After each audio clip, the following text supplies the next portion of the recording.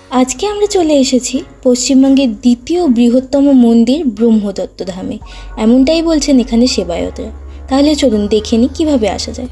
Baruipara station থেকে মাত্র 15 টাকা ভাড়ায় অটো কিংবা টোটো করে পৌঁছে যেতে পারেন এই বনমালীপুর মন্দিরে। সারা ভারতে এই ধাম 4টি আছে এবং ব্রহ্মদত্ত ধাম তার মধ্যে 3য় নম্বরে অবস্থিত।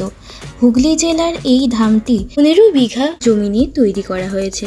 এখানে বৃহস্পতিবার ছাড়া বাকি প্রত্যেক দিনই সকাল 8টায় এবং সন্ধে 7টায় আরতি হয়। পুজো আপনারা যে কোনো সময় দিতে পারেন এবং বৃহস্পতিবার দিনটা সকাল 9টায় এবং দুপুর 1:30টায় আরতি হয়।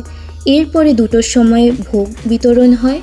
আরতির সময় রাত 10টা এবং সকাল 8টা থেকে রাত্রি 8টা পর্যন্ত পুজো দেওয়া যায়।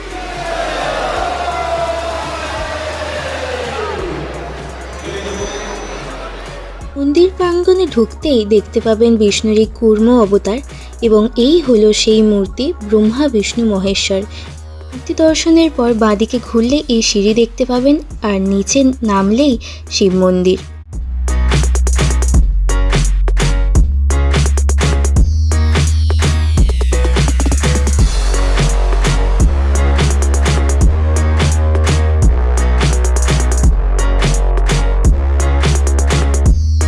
বৃহস্পতিবার সন্ধ্যা আরতির পর এই পালকিতে বসে ঠাকুরকে ভ্রমণ করানো হয়।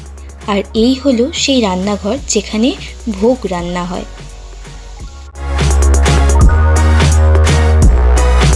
দুপুর 1:30টার আরতির পর কুপন কালেক্ট করে আপনাদের এই লাইনেই দাঁড়াতে হবে ভোগ খাওয়ার জন্য।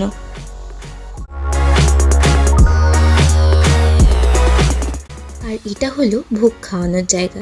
এখানে ভোগ কিন্তু আপনারা পেয়ে যাবেন একদম বিনামূল্যে।